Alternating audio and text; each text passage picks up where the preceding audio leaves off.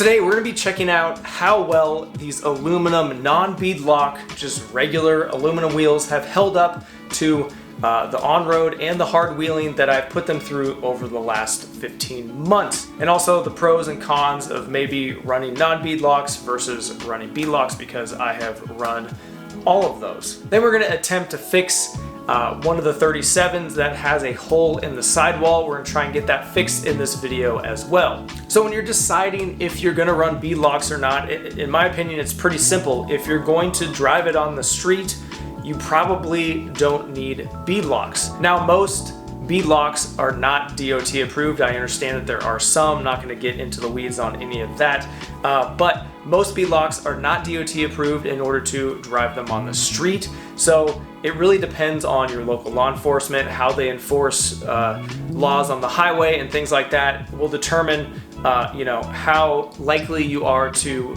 get in trouble driving with a beadlock on the street.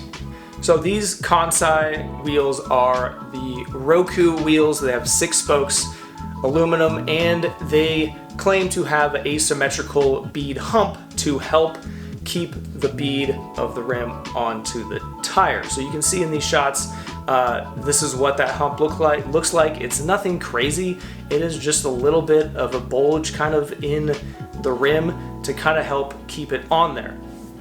Now the tires that I'm using are Cooper Discover STT Pros 3713 17s, and I also have another set of the Kansei wheels, the same exact ones in bronze, that have my 39 1350 17 Moab Edition KO2 all-terrains. Now, I have never had any issues with either of these tires on these wheels. I typically go off-road. My starting pressure is 8 psi. That's what I off-road with. That's just my trail pressure. If I'm doing forest roads, I might do like 12. If I'm just doing forest roads and I'm not going to be doing any like rock crawling or anything, I'll keep it a little bit higher at maybe 12. But if I'm doing any kind of off-roading at all, some serious anything, 8 psi is where I start at. And then you start going down from there.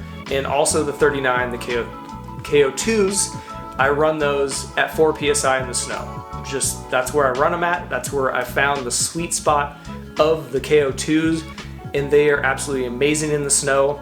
And I've wheeled the crap out of this thing in the snow. I've been stuck, I've been recovered, I've side hilled, I've done everything to kind of test these at 4 psi, and I have not lost a bead. I've not had any issues with them yet so far. So another thing to consider when you're thinking about beadlocks versus non-beadlocks is the cost. Beadlocks typically are much more expensive than non-beadlocks. So the cost breakdown I'm going to be doing will be based on 5 wheels having that spare tire. Now, a standard regular steel wheel 17 is going to cost you about $452.50 for 5 wheels. Now, the next step up would be an aluminum wheel, and for example, the Kansei wheels that I have on my truck, these for 5 of them is $745. Now that's like $140, I think $149 a piece.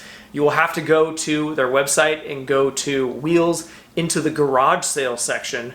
I've bought 2 sets of these wheels from the garage sale section. There's a few bolt patterns that are the $149, the 5x139.7 or 5 on 5.5, which is mine, is in the garage sale section. Now these wheels in a more popular bolt pattern, not in the garage sale section, will cost you about $1,245, so like $250 a piece. Now that is almost double the cost of what these are. So if you have to pay the full price, I don't know if I would go with these, but at the garage sale price of $140 something a wheel, $745 for 5 wheels is just, like I said, absolute steal.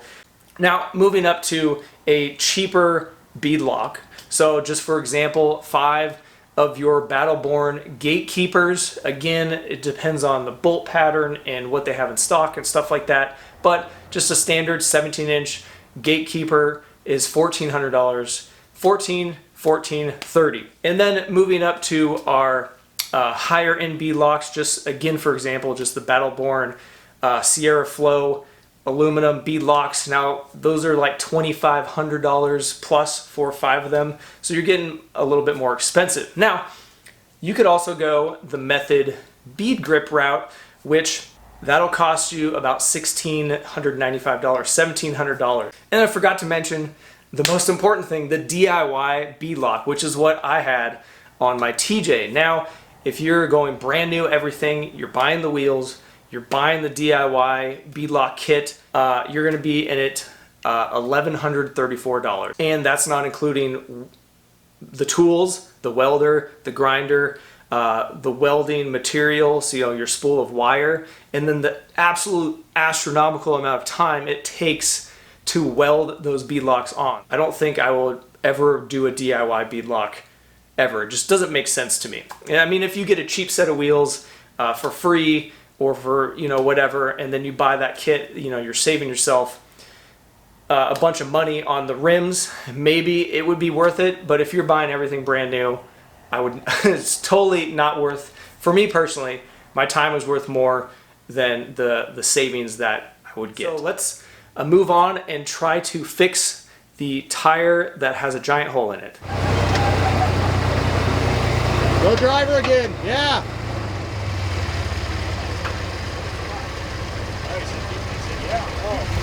Yeah.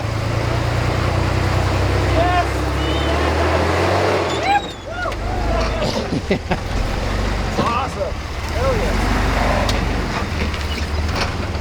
I actually don't know what happened, but drove all the way 5 miles from my house, dropping my friend off, and I noticed there was a huge tire leak out of the front driver's side tire, and there was a huge hole in the tire.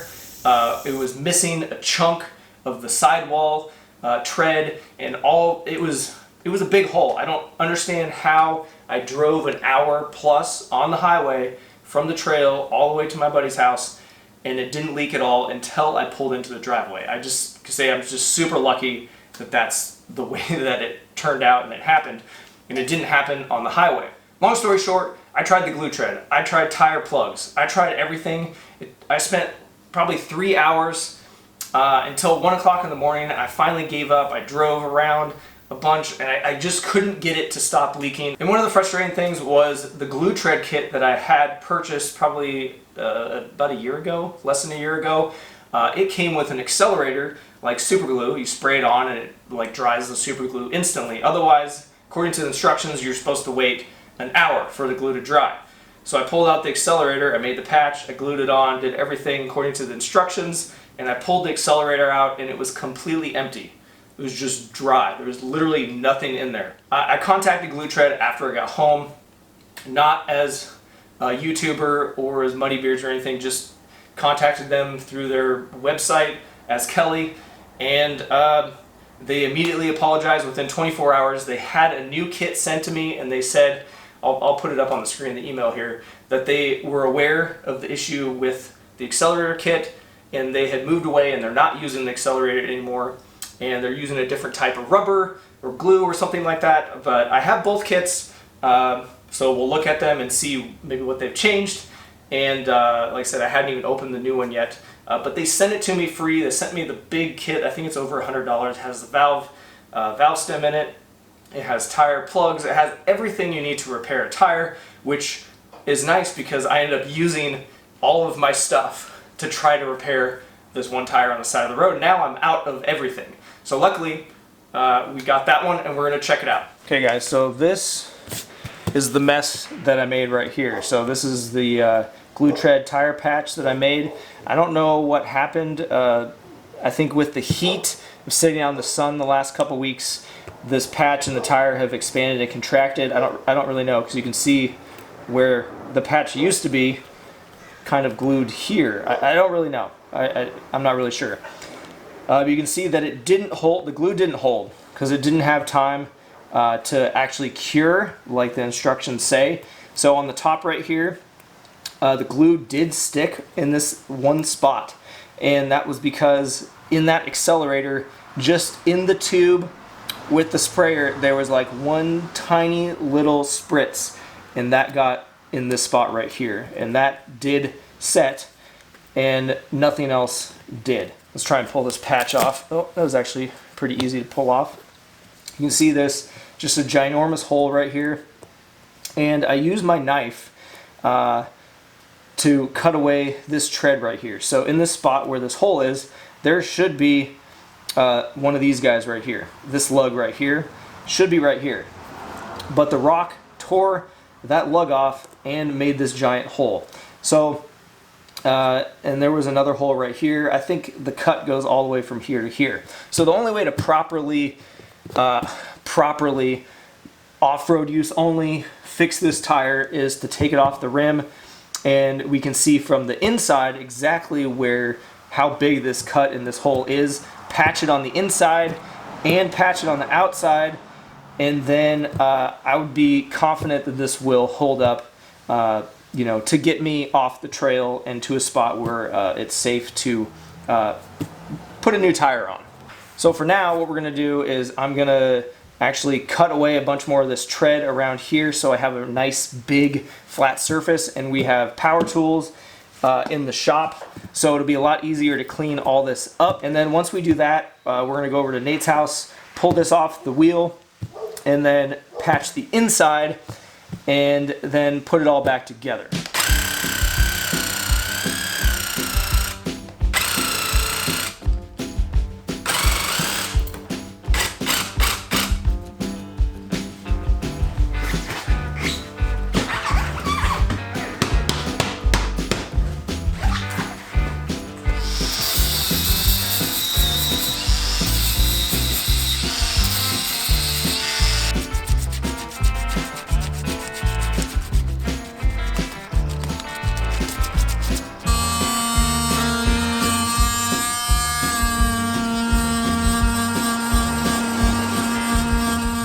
So this is what's left of my original GlueTread 4x4 sidewall repair kit. So I recommend you guys, if you have one like this or you've had one sitting around for a while, actually open it up and check to see, smells like the accelerator for the glue in here. So I would check to make sure that you actually have the accelerator in this kit, because if you don't, contact them, and they should, I can't guarantee anything because I don't know, but they should do the right thing and send you, like they did me, send you a new repair kit. And this is what they sent me after I told them that the accelerator is gone. This is the complete tire repair kit. So it has sidewall patches, valve stems, and the tire plug kit. So let's go ahead and open it up. So we got some rubber. It definitely looks a little bit different. It doesn't have like a white powdery stuff on it, because they said they upgraded the rubber so that it doesn't need the accelerator. So they definitely look different. This is the old one. It is a lot floppier. It just kind of seems like tube rubber from an inner tube. It's got that white kind of powder on it. And this new one is a lot stiffer, doesn't have any of that white powder. So it is definitely different. Now that we have everything all cleaned up as best we can, let's go ahead and try to install a patch.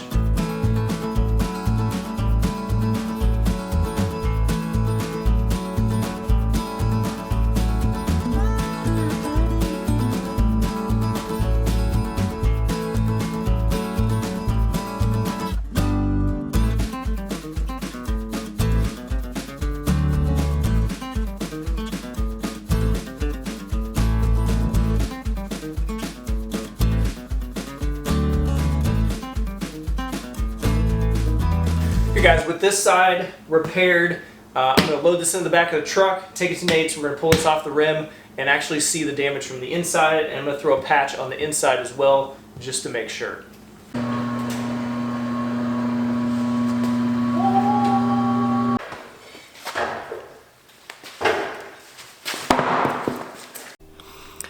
So we got the tire off. This is the inside of the tire here. You can see my plug still right there sticking out the other side, but we got a gash here that's probably 2 inches long from here all the way to where that hole is there. So you can see where I tried to use that tire slime and it didn't work, And so that's in there. So we're gonna clean this area up a little bit and then patch it and then throw it back on. Well guys, the camera battery died when I was in Nate's house and I didn't bring a spare, so I don't have any footage of replacing, installing the inner patch on this, but it's the same process as the outer patch.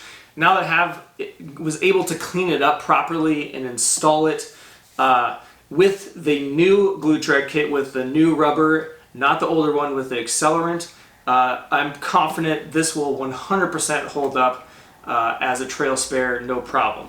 I actually still holding air. It's been over a month since I actually patched this tire. It has been in the bed of the truck on the Rubicon Trail because me and my son, we went and did the Rubicon Trail, which is about 1,800 miles, almost 2,000 miles on the truck. We drove there, did the whole trail, drove back. The odometer actually passed over 200,000 miles on this trip, so the S10's doing great, still working really good. We still have lots of things to do on this truck, lots of projects.